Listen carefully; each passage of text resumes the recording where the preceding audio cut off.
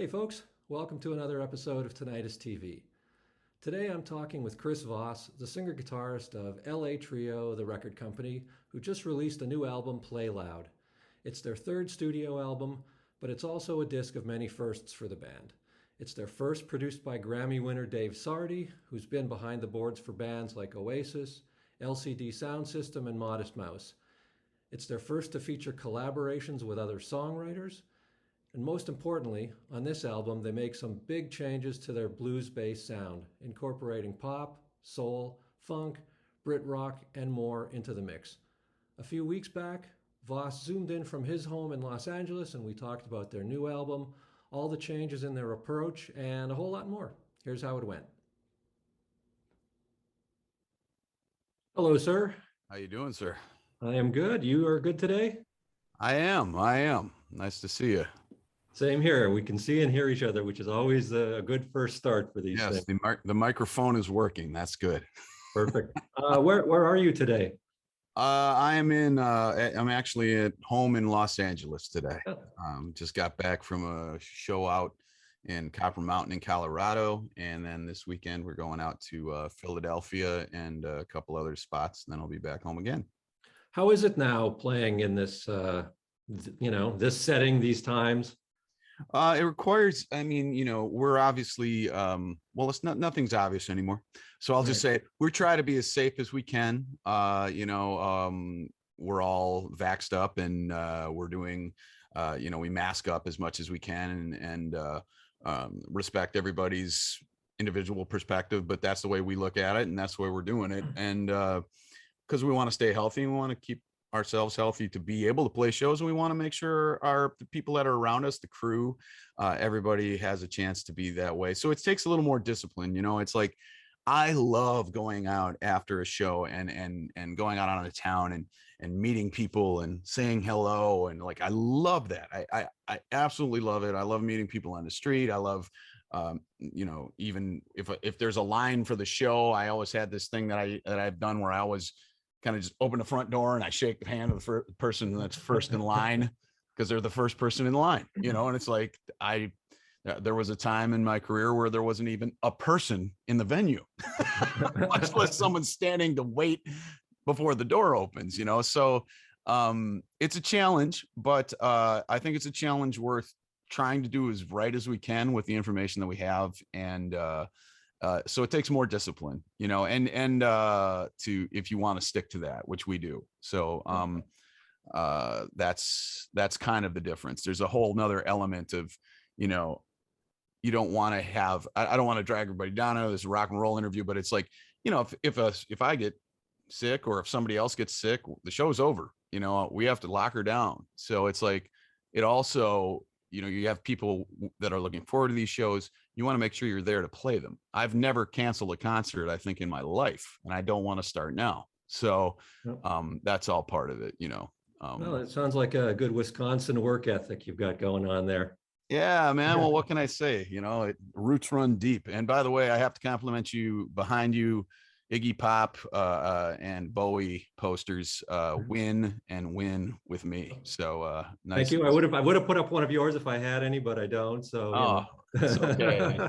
I stand in awe of their greatness. So congratulations on having this new album coming out. I love the title, and I don't know why. I mean, it's just it's so short and sweet, but again, what we've been talking about, it feels like almost like a call to arms, almost a mission statement, these days. How did you settle on that title?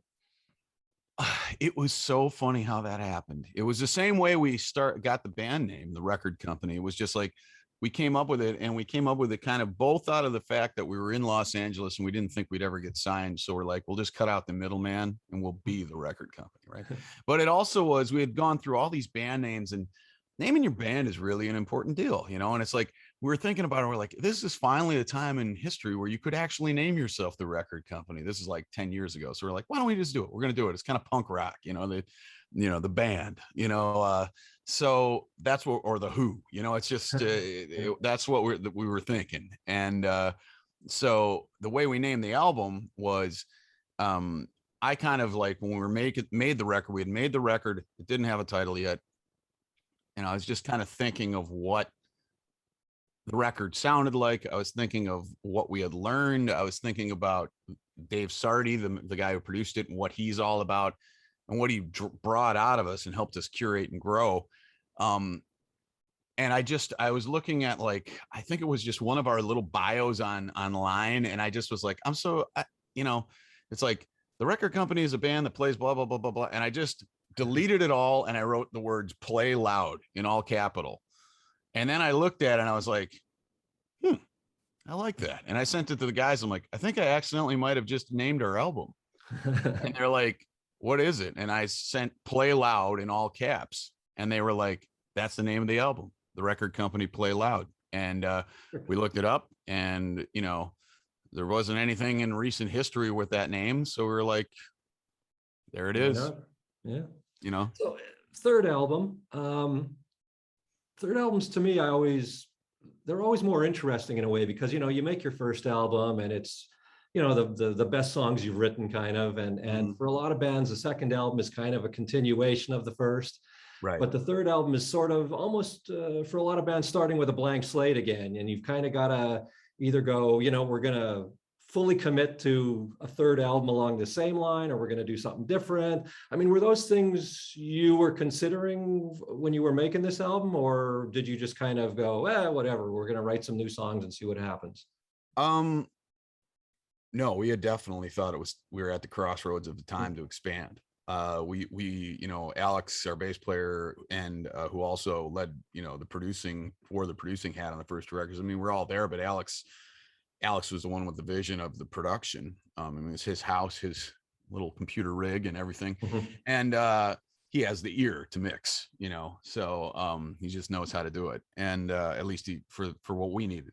So we had made a kind of a part of, we were demoing, as they say, but our demo sounded like our first record, right? It was like, so it sounded like Give It Back to You, new songs. And we're like, this just isn't going to be enough.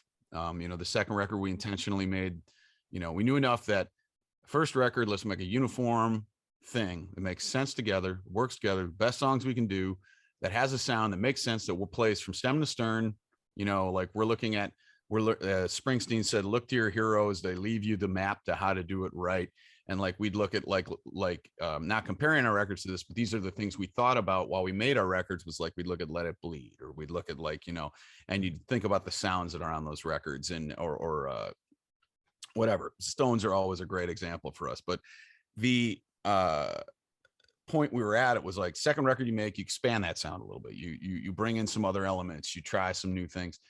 Third record, it's like, this is the time to challenge yourself. You've made two records, and if you were lucky, people were listening to them, and we were lucky enough that some people were listening. So it was time to say, okay, ourselves and anybody who cares to listen, we are going to step into some new territory. And we did, and we pushed ourselves, and we got pushed. We went into the studio with a producer, Dave Sardy, who's done everybody from LCD Soundsystem to Oasis to Wolf Mother to the Red Hot Chili Peppers, for crying out loud. So he's been around. Yeah. So what does he bring to the table? He brings fire, perspective, energy, and a merciless finish line. Meaning, like, he is not, you're not crossing the ribbon, you're crossing the impossible brick wall if he doesn't like it. It's like he won't put a song out if he doesn't like it, and he expects you to do the same. And he doesn't expect you to necessarily always agree with him. And believe me, there were times we didn't agree, but he's always in it to get the best idea. He doesn't care if it's his, yours, somebody walking through the room. It doesn't matter, So what he brought was an energy and a fire and a long resume of experience, where we could just sit in there, and for the first time, instead of worrying about where's the microphone at, does that sound good, it's just like, that guy's got it covered, and he's bringing ideas. He's like, oh, what a guitar sound would be cool to try here is this, or what, that part's not really cutting it. Do you guys think you can beat it? He was the one that would, if I did a good take, he'd be like, Great take. Awesome. And then if I wasn't getting the energy, there's one song on the record called Out of My Head, which is literally about something just driving you to the point of like,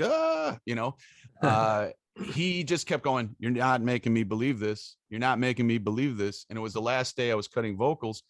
And I'm a very sweet and patient guy. I'm from Wisconsin. And I just got so fired up. I like tore my jacket off, spiked it on the ground. I was like, all right, roll it, and I like went out of my mind. Like I just screamed my head off. And at the end of the take, he's like, that's great. Do another one just like that. I'm like, yeah, but it was like, that's what was needed. He needed to get that emotion out. Now for us, I'd have sang it on key the first time and we would have gone, it's on key. It's good. It's great. I believe that, but right. He knew how to find things in us that we didn't know was there. And that really helped. You mentioned, on previous albums, listening to people like the Stones and obviously some other bluesier artists. Were there people that you were sort of taking cues from for some of these songs or for the direction or just for other ideas? I think that the thing we really wanted to show is that our core, we are influenced by all that stuff, especially me. Those are like, like the old blues musicians and all that stuff, Ray Charles too, like soul stuff, all the singing stuff. That's something that I listen to all the time. But as a band, we also like to listen to, Tame Impala. We like to listen to, there's a broader influence. I mean, we sit around and we listen to Boards of Canada or, and so there's all this influence coming in, or Karangabin, one of these new bands that's out that's really cool, real great band if you've never heard of them. We just discovered an artist called Bohannon from the 70s that Talking Heads used to speak of all the time, and we just been cranking those records, and their sounds and things that are broader. Our tastes are broader than this one narrow lane. So It's like that lane is great and it's core of who we are, but let's expand to the left and right. It's like bring in some keyboard sounds, and it's like, yeah, that is because we listen to a Tame Impala record. But you might not, when you hear the song, go, oh, we're not trying to do that. But it's like, why not bring in sounds? The Beatles do Beatles 1 through 5, and then they do, they do Rubber Soul and Revolver and all that stuff. And then before you know it, they're really expanding. Same with the Stones. You've got Stones Flower or Stones, Now, which is like really bluesy. They're just basically a blues and cover band. And then all of a sudden they become the band on Goat's Head Soup, on Let It Bleed, on Sticky Fingers.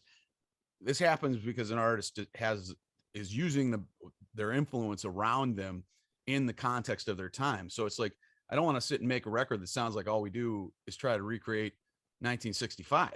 I want to live in 2021, but bring the spirit of all that stuff through the center of the sounds that are available to us now. And in the end, you have to be accountable to your own record and believe in it. It's your responsibility as a band to love your record. If you make a record and you're selling out the things that you love the most because you want to do it for no reason here, reason there, I won't judge you, but it's just, that's not what we're looking to do. You got to stand behind it. So why even bother, right? If you don't love it, if the album you're making is not, that you don't think it's the best album you've ever made, why even bother making it, right? The thing that was another thing with Dave, when he wanted to do the record, he's like, you guys already, we had been writing and writing and writing. We wrote some stuff with him. We wrote with other people. We wrote on our own. We demoed and demoed and demoed. It wasn't like we wrote 12 songs and then we're like, here are the 12 songs. It was like we wrote and wrote and wrote. And we went to him with these songs and he's like, you're ready. These songs are ready. We'll flush out the other stuff while we're here. And that made an intense experience where it's like, all right, we have these 30 days to make this record. And, the last day of vocals is the last day of vocals. So it's like, that puts you in a situation where, like, How High, our first single on this record, and Out of My Head, both of the choruses didn't have the lyrics completed on the last day of cutting vocals. And I knew, and so did Alex and Mark, that those songs were important to get right. Like, especially How High. We knew we had something with that song that was kind of cool. And we had the how high do you want to fly? And I can't tell you how hard it is sometimes to come up with that next thing And then that's simple, but says something. And then all of a sudden that morning, Alex and I, through frustration, just at Dave's house, we're just spouting ideas. I called my dad on the way to the studio. I said, he used to be the head of the co-op on the farm. And I said, Dad, how did you get through when you'd have something that needed to happen? He says, just keep talking. Keep talking. He's like, tell a joke, just keep talking until the answer reveals itself. He's like, aim at that and keep talking. And so finally, I think I don't even know if it was me, Alex, or who it was that said, the lyric in the chorus is, how high do you want to fly? Then all of a sudden, one of us said, so high, thought I died and came back to life. And it was like, that fits, and it fits the mood of everything that we were experiencing. And we're like, there it is. And I walked in and I cut it, and that was it. And we did the same thing with Out of My Head that same day. So to wake up that morning and be like, I'm about to blow this record, and then to go to bed that night and be pretty sure it's not blown, but you're still like so rattled from the experience. Those are the kinds of things that just is great. It's a great memory to have. In the moment though, it's like, it's crazy, and you have to have that making a record. You have to have that push and pull. Yeah, well, that edge. And I mean, it's, it fosters creativity, obviously, when you're forced to do it. Does it make you, you've done a lot of new things, obviously, on this record, taken a lot of risks, gone off in a lot of new directions. Does it make you more nervous about this one than you were about the first two, when you were kind of more in your comfort zone, so to speak? No, because I really believe in it. And I've learned that if you really care about making the best music you can, first and foremost, that everything else is easier after that. Even if you have a few people that say, you're, no matter who you are as a band, there are always going to be people that are going to say, your fans or people who like you don't like the music you do, whatever it is. There are always going to be people like, I liked that better than this. I like this better than that. And it's like, that's part of the beauty of listening and having the conversations about music. But as an artist, you have to drive the nail into the board and believe in it. It's like, we built this thing, and I'm standing behind it, and I think I'm not nervous about the record, how it'll be perceived. More so, I'm just, if there's anything, there's a lot more that I have to think about now, and all of us have to think about, than when we made our last record, which is all the circumstances of just getting out and playing is a lot more of like the thing that's at the front of my mind right now than if people are going to like it. I feel like I believe in this record. I love it. It was a challenging record. And that's all you can do is say, I poured my heart and soul into this thing, and better or for worse, this is what I believe is where we're at right now. These are the best songs we can do right now. We put our heart and soul into this. Tears were shed, voices were jackets were thrown. Yeah. Jackets were thrown to the ground, and also high fives were done, and beautiful new experiences. And sometimes I think when you're making your own record, and this is something I'll say, if you've never made a record to anybody, you hear your record more than anyone else. Even your biggest fan is probably ever going to hear it while you're making it. And you have to keep that in mind. It's like, you remember that initial excitement. It's like, when we first did this, we were really stoked. So just because we've heard it 75,000 times now and are getting kind of stale on it, doesn't change the fact that initial reaction is what mattered, and that doesn't mean things can't evolve. But it's like, when you're in the mixing process, instead of being like, I don't know. It's like, man, I've heard this song 300 times. Nobody else on earth is going to hear this song 300 times. So your perspective gets askew from reality. That's when it's good to have the people you trust around. I think it's important for any artist to have the few people whose opinions you do really know and trust, and give them the record and see what they have to say. And if their feelings align with yours, you're probably onto something, Yeah. Do you see this approach as kind of the way forward from here on out, in terms of, being more open and really kind of, taking more risks and always trying to challenge yourself in new ways? Yes, definitely. I mean, like, just really quickly, a thing that, like, we like working with a producer, going in the room with Dave, Like we met with a bunch of amazing people and had some really great conversations, you know, people we looked up to, heroes of ours. And Dave just, he just had this thing that just excited us. And we started working on a song together and it was exciting. And he felt like the guy, you know, all the way. So we went with it. But everything in music business, when you're a band, a lot of times you're pushing all the chips to the center of the table and praying to God that you're betting on a winning hand.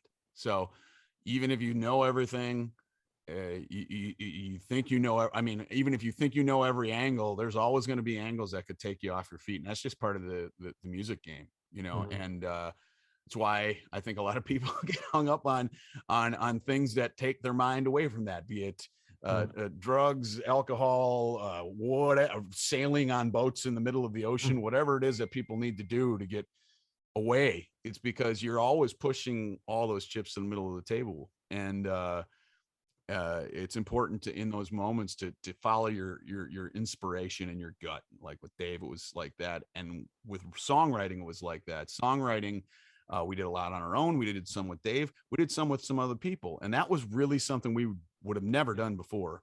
And we were very hesitant to do it. We were like, no. And then finally somebody goes, say that again. Why were you hesitant? Because we had this weird idea that it had to be us. We had to do it together. We're the band, man. You know, it's our ideas, you know? Right. And what I'd say to anybody who has that feeling, that I learned, because I was wrong about that. I was wrong.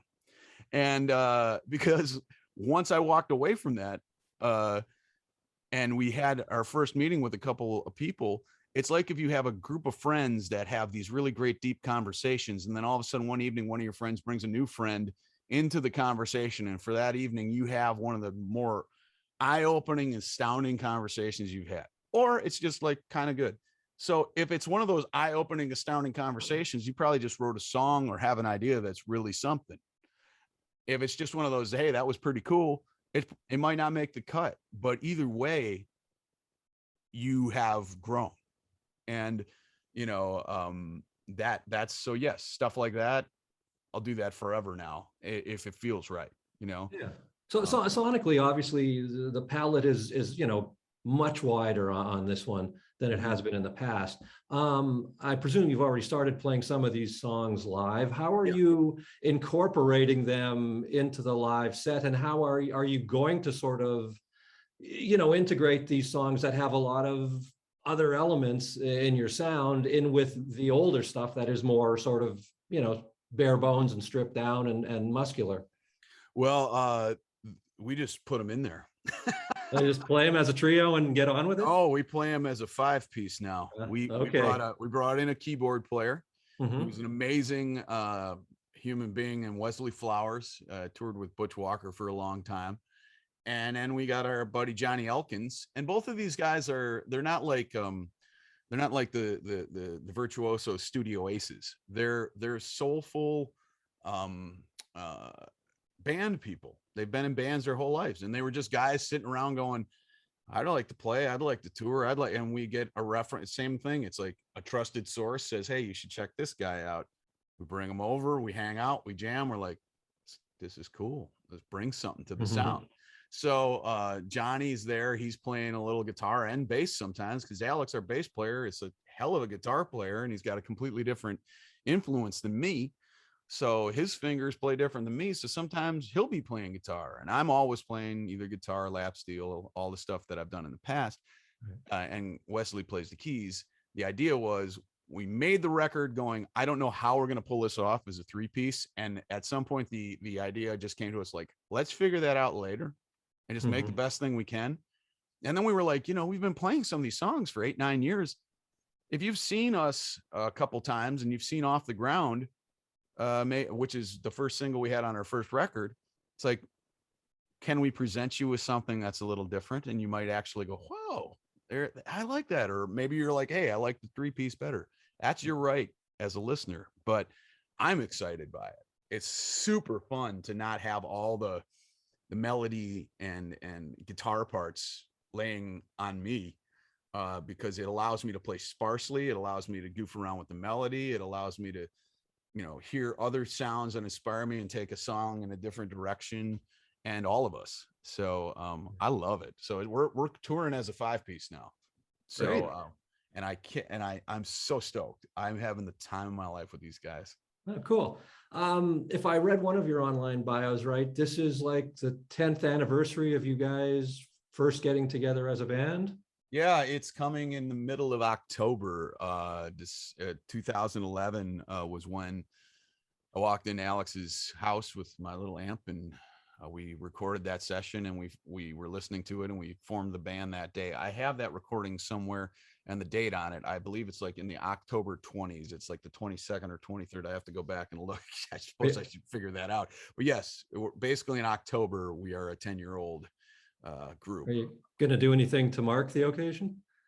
We'll be on the road. I think we're just gonna, we'll just probably make mention of it at the show of that evening or whatever. And I don't think I think we look at it as like, this is cool. We've been together for 10 years and we're still doing it. And I feel like we're growing yet, and that's exciting. And it'll be like an anniversary. It's just like, hey, aren't we thankful we found each other? Now let's rock.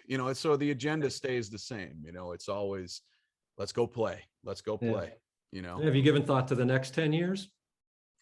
I'm always thinking about the future, but I try very hard to leave that thought be just a little fleeting thing that's like kind of gives you those goals, because in the end, all these things that have happened because you made a decision in the moment you were actually living. So it's like, I try really hard to stay on this second. And it's like, today, I'm going to do the best thing I can today. And that'll help tomorrow be a little better. If I want to achieve a goal, I have to see it in the distance. But the only thing you can control is yourself in the moment and your participation in whatever situation you are. Like right now with you, if I was thinking about what I've got to do at 2:00 instead of engaging fully with you, this interview would probably not be very good because of me, So it's like, I found that, I think that's really important. I always said, people, whether you're the person who shoots the winning goal or sinks the basket or hits the baseball at the bottom of the ninth, in a World Series, the reason that person hit the ball isn't because they were thinking about the parade. They were thinking about the ball, and they're like, I better hit this thing and everything will happen after that. So for me, it's always like, music happens one note at a time, 1 second at a time. Even John Coltrane, it's 1 second at a time. It's just when you string all those seconds together and he was completely engaged, it becomes something, So that's what I'm thinking about. I'm always thinking about, how do we do well today? And then all of a sudden you wake up one day and you're like, holy crud, we've been together for 10 years, So I plan on doing that every day that it makes sense, for as long as I possibly can, and with these guys. Perfect. Couldn't put it better. So listen, have we talked about everything that you wanted to get into with the new album? And yeah, sure. Anything, if there's anything else you had, I'm good. I know I tend to talk quite a bit, so I probably gave you a lot.